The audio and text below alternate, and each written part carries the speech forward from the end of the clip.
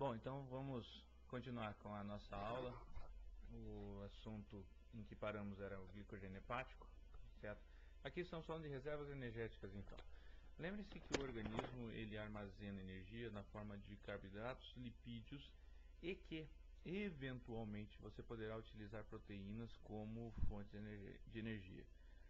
Elas são potenciais produtores de acetil-CoA, que será utilizado na síntese de ATP. No entanto, o organismo tenta proteger as proteínas porque elas são elementos estruturais. Por isso, a importância do carboidrato na produção de energia como uma forma de preservação da estrutura proteica e, portanto, preservação da massa muscular. Uma das fontes de armazenamento de carboidratos é o glicogênio hepático. O glicogênio hepático, ele, como o próprio nome já diz, né, é o glicogênio que está armazenado no fígado e ele pode ser reconvertido em glicose liberado no sangue para atender as necessidades energéticas de todo o organismo. Bom, vejamos aqui. Se eu estou falando que ele está armazenado no fígado, tente imaginar o fígado, certo? Você tem células que nós chamamos de hepatócitos. Então, os hepatócitos, eles têm um formato bem globular. Deixa eu só fazer um núcleozinho aqui para representar mais adequadamente esse hepatócito.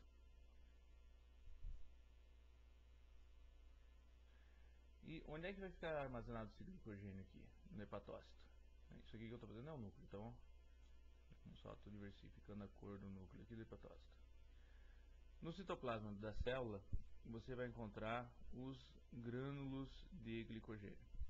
Então, quando você observa um PAS, que é uma citoquímica que permite a coloração do hepatócito, e esse hepatócito está rico em glicogênio, digamos aí após uma dieta, do almoço, certo? Uma ingestão rica em açúcares, você vai ter depósitos de açúcares dentro dessa célula hepática. O fígado é um órgão extremamente irrigado. Certo? Nós conversamos um pouquinho sobre o sistema hepático e a estrutura tecidual do fígado formam sinusoides hepáticos que estão todos eles sendo circundados por vasos sanguíneos, certo? Então a estrutura das células hepáticas elas sempre vão estar próximas, certo, de vasos. Então digamos que isso aqui seja um vaso. Corrente sanguínea, certo, está trazendo e levando nutrientes, moléculas de sinalização, células, o oxigênio, o CO2, mantendo tamponamento. Então, se vocês lembrarem e estudarem mais o tecido sanguíneo, vocês vão ver a quantidade de funções e estruturas que aqui estão. Nós temos lá hormônios que estão circulando e que alcançam os hepatócitos. Quando é que esses hormônios vão ser liberados? Quando houver uma necessidade, um estímulo. Então, toda vez que a glicemia plasmática cair, então eu tenho lá um quadro de redução da glucose no plasma, o glucagon vai ser liberado pelo pâncreas, certo? Aí uma resposta celular importante, não vou discutir agora a forma de liberação do glucagon, mas toda vez que você tem uma redução do açúcar plasmático, o glucagon é liberado. Tem outros hormônios envolvidos aqui também, certo? Digamos que você esteja num pico de atividade física, certo? Pode ser liberado também a adrenalina, certo? Que vamos chamar de epinefrina. A epinefrina, ela vai ser utilizada também na liberação de glicose para a corrente sanguínea, para otimizar os eventos energéticos. Então esses hormônios vão incentivar que ocorra um processo de clivagem, certo? De quebra do nosso glicogênio, liberando, certo, moléculas menores de açúcar, que por sua vez cairão na corrente sanguínea e fornecerão a energia necessária, certo, para os tecidos. Então essa é basicamente aqui a função do glicogênio hepático. O glicogênio muscular, da mesma forma que o glicogênio hepático, então ele é um acúmulo de grânulos de glicogênio dentro da fibra muscular. A diferença é que você não consegue removê-lo para manter a glicemia plasmática. Ele sempre vai estar envolvido nos processos de metabolismo muscular, ou seja, nos eventos aeróbios e anaeróbios de produção de energia dentro da célula muscular durante uma atividade física ou simplesmente um trabalho diário, certo? Não importa, tudo, sempre que você demandar de energia para um músculo, você tem que considerar que essa energia vai vir partindo de lipídios, carboidratos e em menor escala dos aminoácidos advindos das proteínas.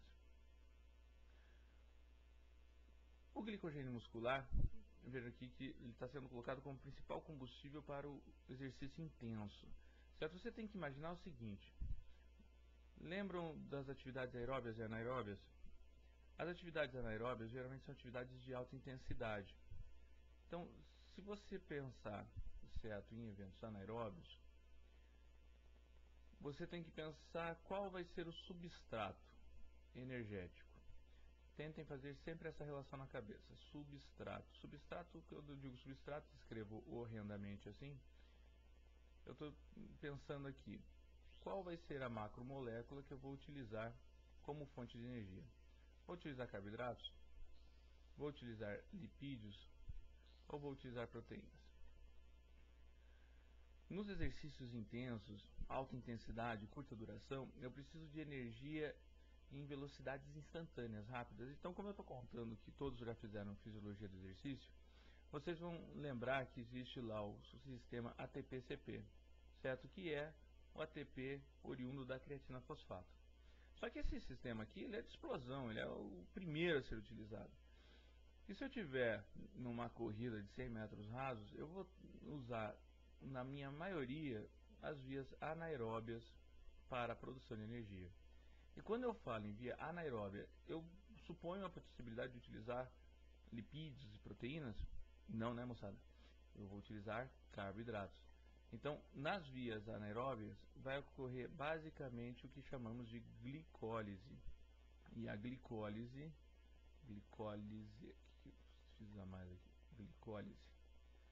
E a glicólise, certo? Ela vai demandar a produção de ATP de forma mais ágil para atender a demanda energética dessa atividade. Então, quando degradados no músculo, ocorre aceleração metabólica de até 150% da captação máxima de oxigênio. É evidente, porque tanto nas vias aeróbias quanto nas vias anaeróbias, eu vou começar a produzir transportadores de elétrons. E esses elétrons precisam ser oxidados, eles precisam chegar num destino final.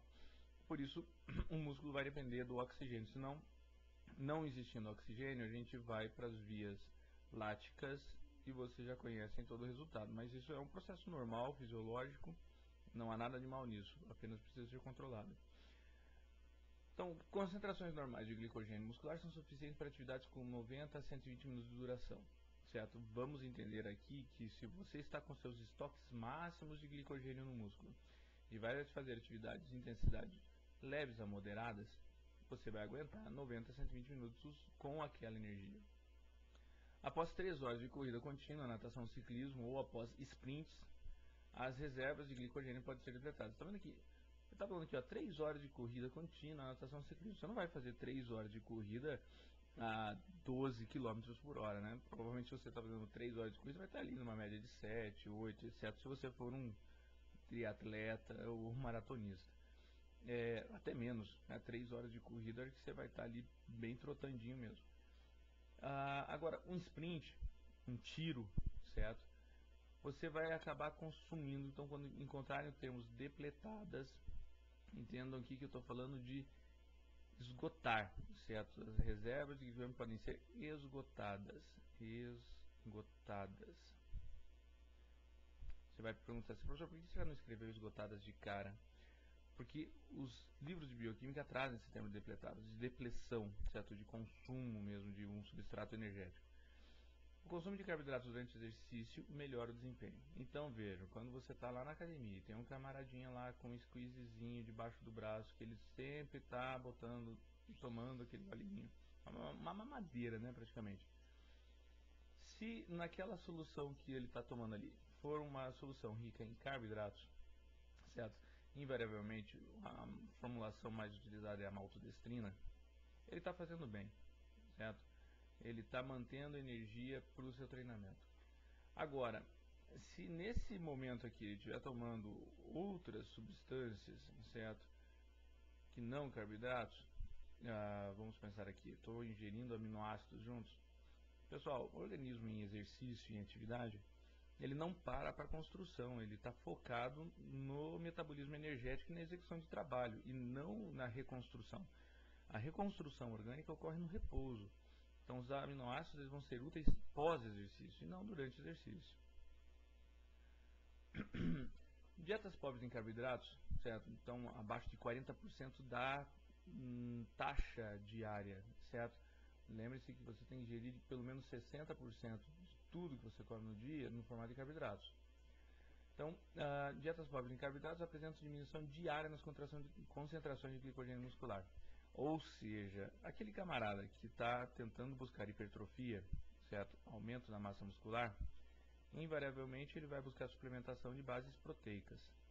Com isso, ele reduz a carga de carboidratos e lipídios.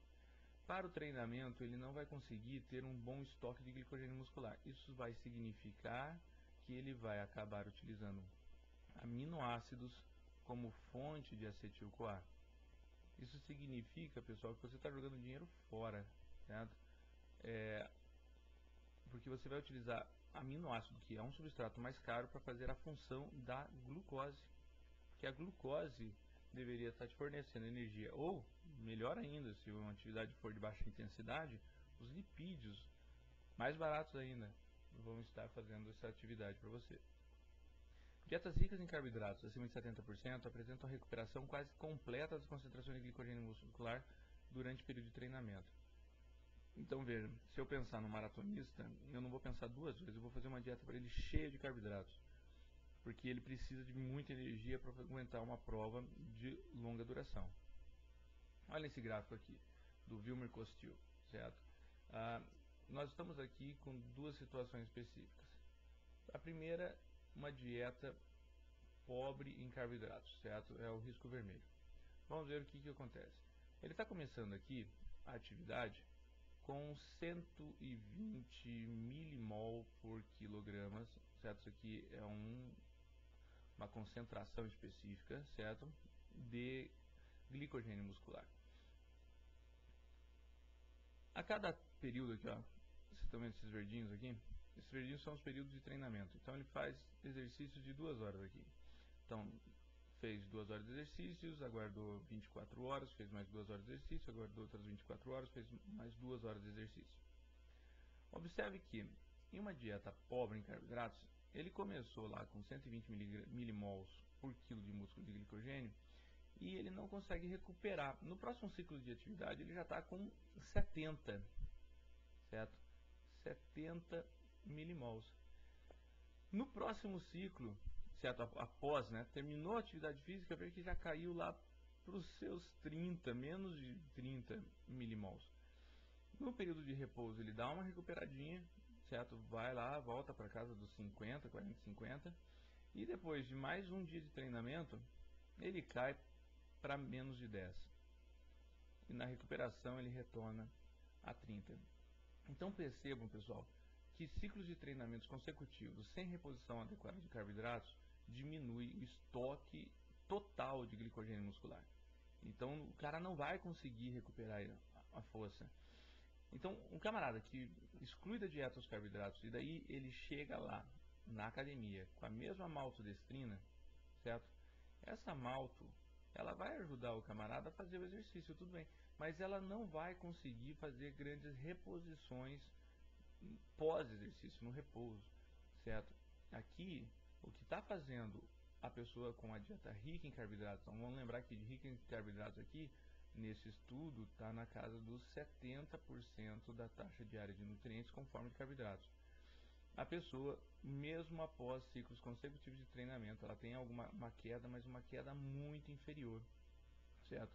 Em relação ao valor inicial, sua concentração inicial, que aqui estava.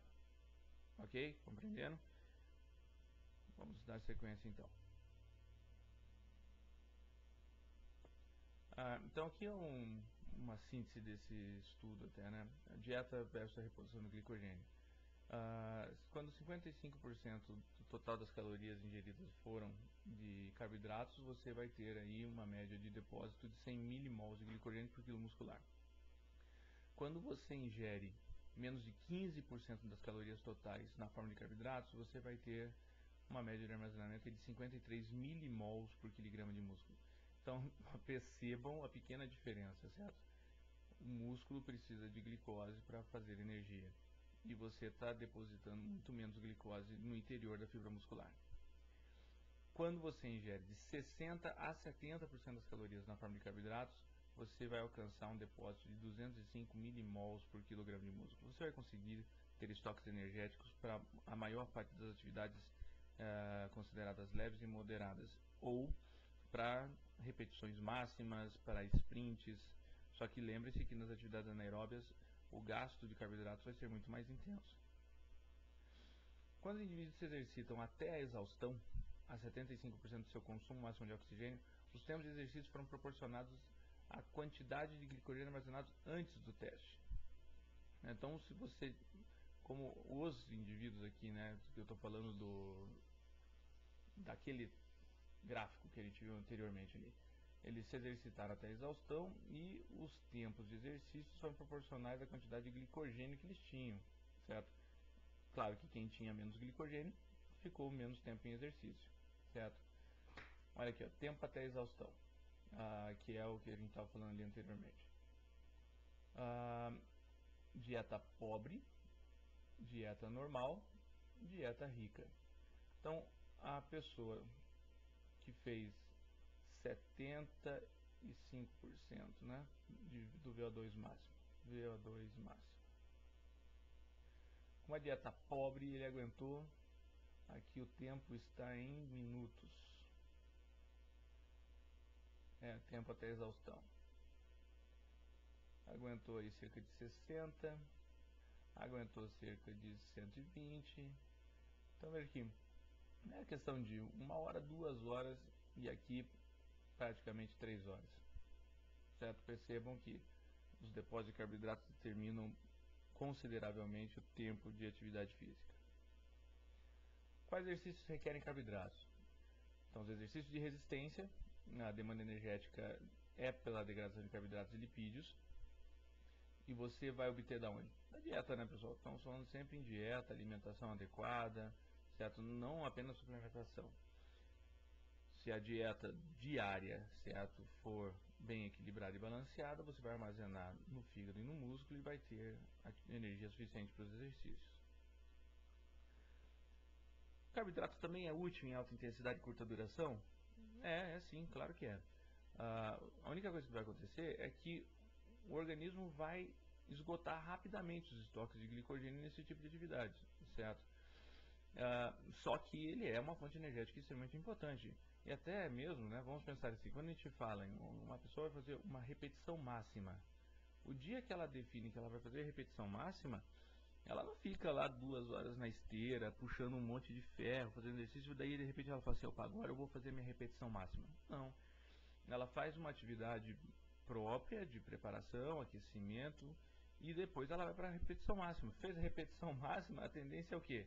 O meu treino do dia já foi. Porque nessa repetição máxima ele vai gerar muita lesão. E ele precisa se recuperar.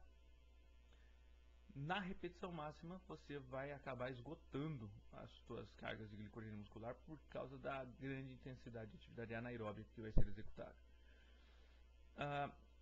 Uma outra situação interessante no fisiculturismo, na hora das competições, certo? Das apresentações, em que os atletas vão buscar fazer as contrações e mostrar a estrutura muscular que eles conseguiram trabalhar, o glicogênio ele ajuda a entumecer a célula, inchar, certo? Se você consegue inchar mais a massa muscular, você consegue apresentar mais definição. Como é que você vai conseguir fazer isso com o glicogênio? A água, pessoal. Então, uma molécula de carboidrato, vocês lembram, certo? Que os carboidratos são moléculas que possuem cadeias carbônicas ligadas a hidroxila, são polihidroxialdeídos ou polihidroxicetonas. Então, se eu considerar essa estrutura aqui, e aqui, vejam, tem mais carbonos, eu estou fazendo aqui uma moléculazinha de 3 carbonos e reduzindo suas ligações. vocês imaginem, pessoal, que existem uma carga elétrica nas moléculas que atraem a água. A água, ela é uma estrutura polar, ela é atraída pela carga elétrica. Então, o organismo acaba trazendo muita água junto dos carboidratos. Eu estava falando isso para vocês na aula sobre reidratação oral. E quando o carboidrato entra na fibra muscular, ele traz água junto, e isso incha a fibra muscular, o que causa ganho de peso, sensação de firmeza e definição muscular. Então, os carboidratos são úteis nesses exercícios, certo, prolongados e de alta intensidade, porque são fontes de ATP. A produção de ATP requerida durante o exercício é relativamente baixa se comparado a um sprint. Então, você num sprint, num tiro, alta intensidade e curta duração, você vai gastar muito ATP. Você vai precisar de uma ressíntese de ATP-CP, você vai utilizar glicólise, você vai degradar carboidratos em grandes quantidades. A ingestão de carboidratos imediatamente após o exercício ajuda a assegurar que os estoques de glicogênio sejam ideais e aumentam o tempo para se entrar em fadiga, certo? Então, a reposição de carboidratos imediatamente após o exercício, certo, melhora o estoque de glicogênio muscular e hepático. E se você precisar prolongar a atividade após aquele momento de sprint, você vai reduzir o tempo para entrar, vai aumentar o tempo do exercício e vai levar mais tempo para entrar em fadiga. Em exercício de alta intensidade e curta duração, certo? Esse tipo de exercício promove o esgotamento do glicogênio muscular, porque são mobilizados para essa atividade fibras de contração rápida, do tipo 2, que são responsáveis pela utilização mais rápida do glicogênio. Essa fibra aqui, pessoal, aquelas fibrinhas brancas que adoram fazer glicólise. Se vocês não se recordam desses processos de produção de energia, certo, recomendo que vocês voltem ao Wilmer Costil, ao Fox e ao Foss, né, e vejam lá a parte de metabolismo energético. Nós vamos conversar em algum momento na aula presencial, mas isso é um conceito que vocês já têm que ter abstraído. Então, quando isso aqui acontece, a fadiga é favorecida. Por isso, os carboidratos entrando com uma suplementação otimizam o exercício. A magnitude da depleção de glicogênio é diretamente proporcional à intensidade e quantidade de trabalho executado, ou seja, a velocidade de utilização de glicogênio é maior quando aumenta a intensidade. Entenderam isso? Bom, tá claro, né? Nós estamos dizendo que resolvi carregar peso. Vamos lá, pensem naqueles camaradas que são os homens mais fortes do mundo. O cara vai empurrar um caminhão. Putz, é uma atividade de extrema força, de alta intensidade e curta duração. Você acha que ele vai carregar o caminhão até quando? Uns 10 km? Não, ele vai deslocar o caminhão uns 10 metros. E olhe lá, isso vai acabar com seus estoques de carboidratos. Por isso a suplementação é extremamente fundamental. Olha aqui, essa tabela é interessante. Ó. Contribuição de fontes de energias aeróbia e anaeróbia para a produção total de energia em diferentes eventos de durações variadas que envolvam trabalho máximo. Então, eu vou percorrer 100 metros em 9,84 segundos. Ou seja, isso aqui é um tiro, certo? Um sprint. A composição aeróbia de produção de energia, o ATP consumido aqui por vias aeróbias, são só 10%.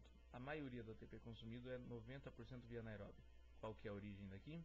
ATP-CP e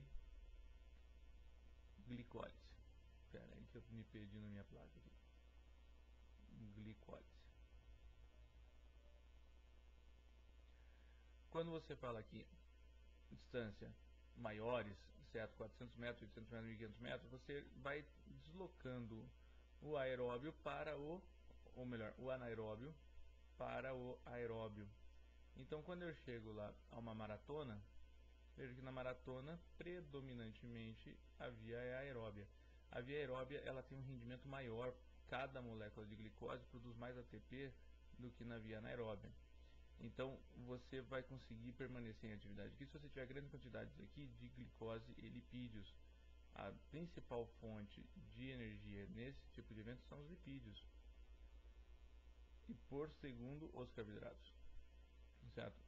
Vejam que você vai analisar essas suplementações, tudo dependendo do tipo de exercício que vai ser executado.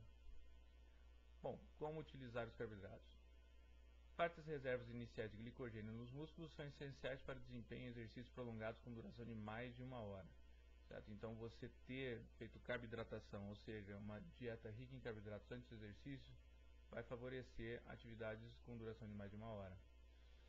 Provas de resistência, certo? 90 minutos, entre 1.000 e 1.400 quilocalorias são consumidas durante a atividade. Para repor esse gasto, é necessário ingerir pelo menos 3.500 quilocalorias para uma pessoa de 70 quilos.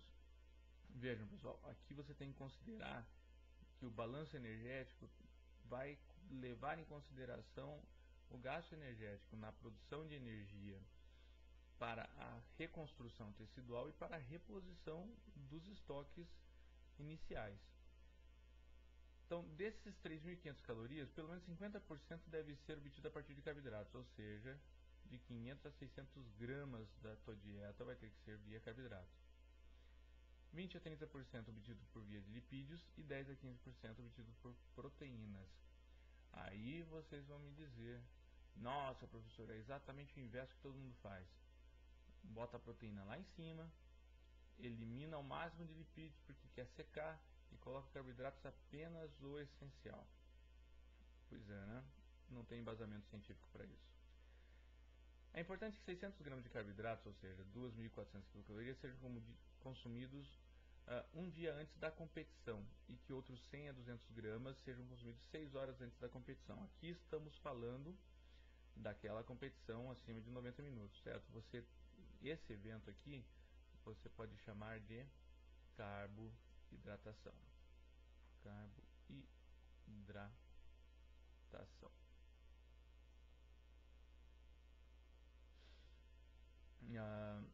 Peraí, deixa eu arrumar ali. Pega minha borrachinha. Aqui.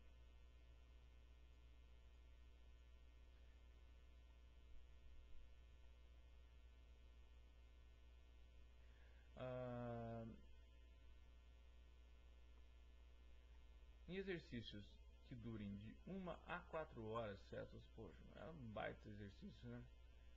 A melhora dos desempenhos ocorre quando você recebe carboidratos durante o exercício. Porque agora, pessoal, a gente está se preocupando em repor. Você está tentando manter-se em atividade. Poxa, 4 horas de atividade é muita atividade. Isso aqui estão falando de triatletas, estão falando de Ironman. Se você não repor energia durante a atividade, você vai fadigar, não tem como sair. O corpo é igual um carro. Se você sair passeando por aí e não abastecer o tanque, vai acabar a energia. A melhora do desempenho ocorre nas etapas finais da atividade, se você fizer reposição no decorrer dela, né? Olha só.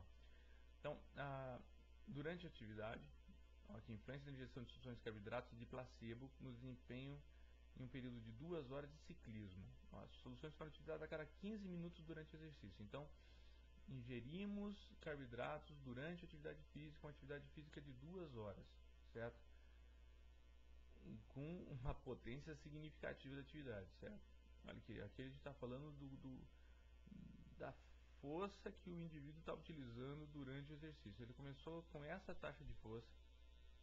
O camarada que tomou placebo, ou seja, uma água com um adoçante que não era carboidrato, e ele achou que estava ingerindo açúcares. O desempenho dele foi caindo no exercício e chegou no final, ele já não tinha potência para estar competindo aqui com os primeiros colocados, né? Já o camarada que foi ingerindo carboidratos de 15 em 15 minutos, ele teve uma queda de potência no decorrer da atividade, mas ao final da prova, veja como ele tinha energia suficiente para aumentar a potência, certo? Então, é importante compreender que a manutenção das taxas de carboidratos durante a atividade física de longa duração melhora o desempenho deste até o final. Já em atividades de alta intensidade e curta duração, o consumo de suplemento de carboidratos antes e durante os exercícios melhora o rendimento em esportes intermitentes e de alta intensidade como os tiros. Esportes intermitentes, pessoal, vamos entender, 100 metros rasos não dá tempo do cara suplementar absolutamente nada. Ou ele tomou antes, ou ele não tomou nada. Agora, existem outras atividades que são intermitentes, que você faz um tiro, certo? Suplementa, faz outro tiro, suplementa, e assim por diante. No fisiculturismo, certo, nós temos aqui uma variação na dieta à base de carboidratos durante alguns dias que antecedem a competição, com a finalidade de dar maior volume e definição ao músculo. Ou seja, voltamos aqui ao conceito de carboidratar que eu tinha dito para vocês anteriormente.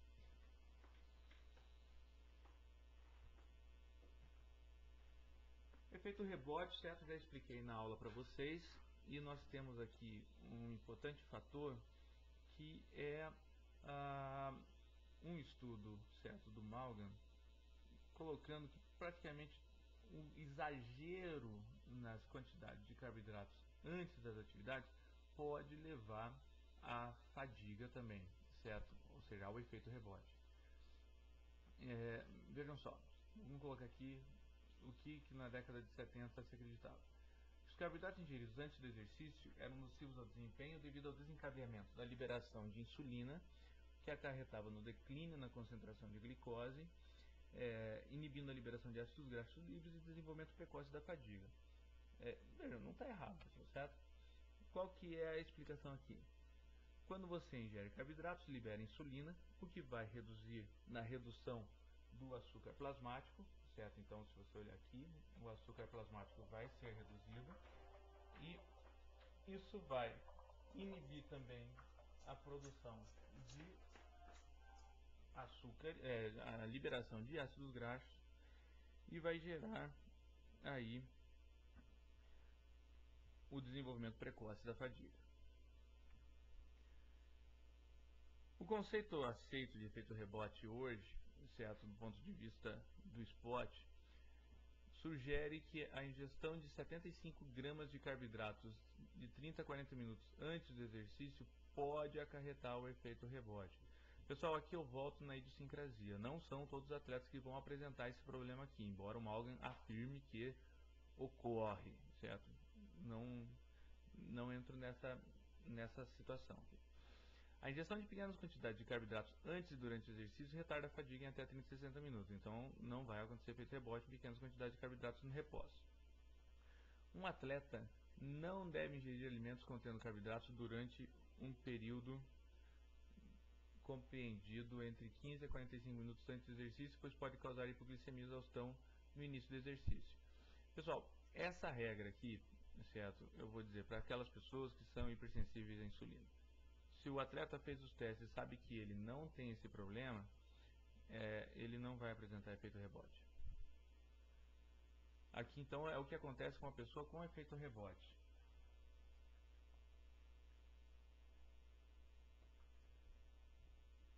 O que nós temos? A glicemia, certo, com uma alimentação contendo açúcar, vai subir, certo, vai lá em cima. Quando ela alcançou esse pico aqui de 120, o organismo vai liberar a insulina vai remover drasticamente a quantidade de glicose no sangue e vai te gerar um quadro de hipoglicemia.